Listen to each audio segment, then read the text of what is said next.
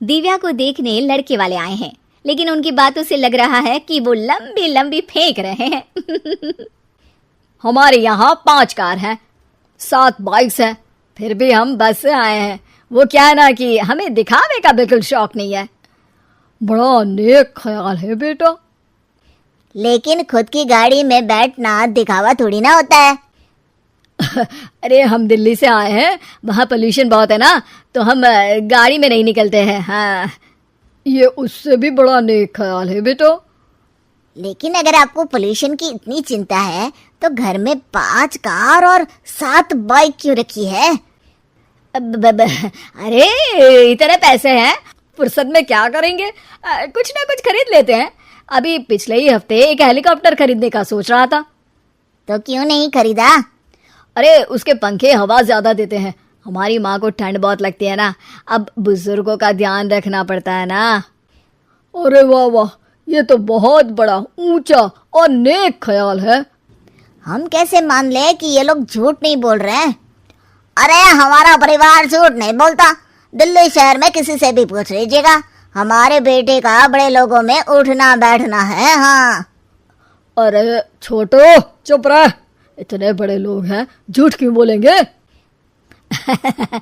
हमारी फैक्ट्री है, और ऐसी फैक्ट्री कि यहाँ ग्राहक आया, इधर सामान बनाया जल्दी जल्दी, और हम हर काम ना जल्दी करते हैं। हाँ वही तो, तब जल्दी जल्दी अपनी बेटी का हाथ हमारे बेटे के हाथ में दे दीजिए। दिव्या के पिताजी दिव्या के भाई छोटू की एक भी बात न मानते हुए दिव्या की शादी दिल्ली के इस फेंकू परिवार में करवा देते हैं। जब दिव्या ससुराल पहुंचती है तब, आपकी कार्स और बाइक्स कहाँ है? मुझे बाहर जाना था किसी काम से। कार और बाइक्स? कौन सी कार और बाइक्स? अरे जब आप मुझे देखने आए थे तो कहा था ना कि आपके यहाँ 5 कार्स हैं और 7 बाइक्स हैं। हाँ हाँ, उस दिन थी, आज नहीं है। है? आज कहाँ गई? अरे जिनकी थी वो ले गए। मतलब वो आपकी नहीं थी? आपने तो कहा था हमारे घर पर है। हाँ घर पर थी, बाबूजी का एक पार्ट टाइम काम है कार और बाइक धोने का। उस दिन घर पे 5 कार और 7 बाइक्स थी तो बोल दिया था। अरे झूठ थोड़ी ना बोला है, जैसा था वैसा बोल दिया। और वो हेलीकॉप्टर खरीदने वाली बात, वो झूठ थी क्या? अरे बिल्कुल नहीं, शहर में एक नई कंपनी आई है पंखे की, जिसके पंखे बड़े हैं, कंपनी का नाम हेलीकॉप्टर रखा है। जब लेने गए तो हवा बहुत तेज फेंक रहा था, तो माँ ने बोला ठंडी लगेगी बेटा। वैसे भी दिल्ली में ठंड ज्यादा होती है ना। झूठ कहाँ बोला मैंने, जैसा था वैसा बोल दिया। हे भगवान, और वो फैक्ट्री वाली बात, इधर ग्राहक आया उधर सामान तैयार। अरे वो भी तो बिल्कुल सही है, मेरा ना पानी पूरी का ठेला है, इधर ग्राहक आता है उधर पानी पूरी बना देता हूँ। अरे झूठ कहाँ बोला, जैसा था वैसा बोल दिया।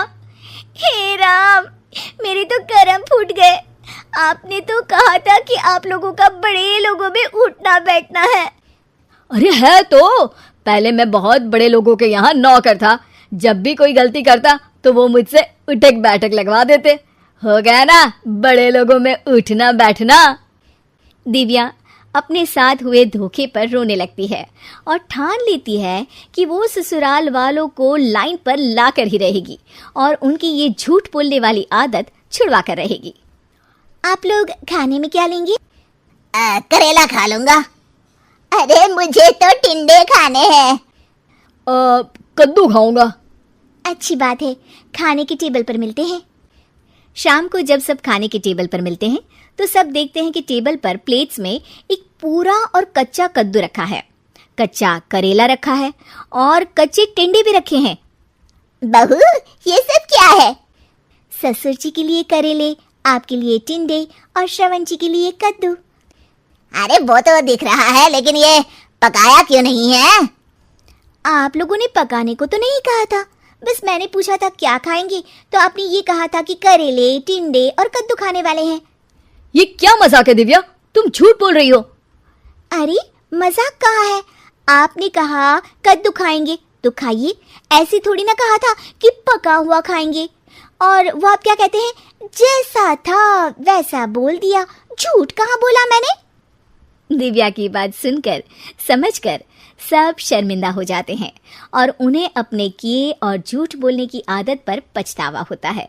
दिव्या समझदारी दिखाते हुए उन्हें सच के रास्ते पर चलने और किसी से मजाक में भी झूठ ना बोलने की सीख देती है और उनके काम में मदद करके उनके काम को और बड़ा बनाने में मदद करने लग जाती है।